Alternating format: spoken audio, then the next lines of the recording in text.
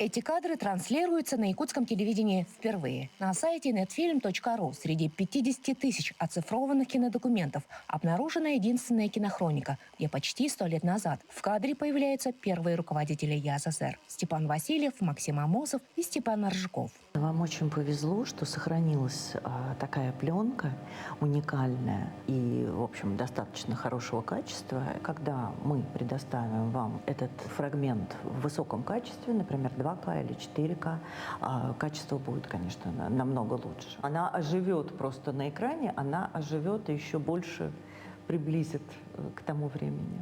Нам нужны были какие-то необычные, еще нигде не использованные кадры хроники.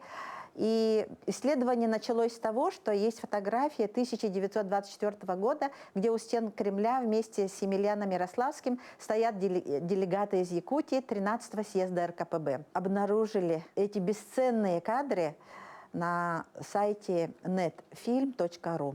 Эти все тоже систематизированы, то есть, чтобы найти там какую-нибудь определенную коробку, вбивается там, например, ее название, да, как бы, и уже оттуда ее достаем и идем цифровать. На сайте компании netfilm.ru можно найти крупнейшую коллекцию кинохроники, дореволюционные съемочные материалы, советский период и современное стоковое видео. Оцифровка пленок происходит в видеосекторе на высокоточном скоростном лазерном сканере. Здесь же в складах хранятся тысячи километров киноархива. Пленка может быть 16 мм, 35 мм.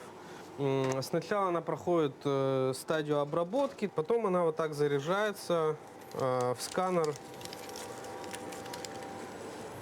Здесь, получается, идет камера, которая это все снимает. Звук пишется. Сейчас я цифрую, получается, мавзолей Ленина.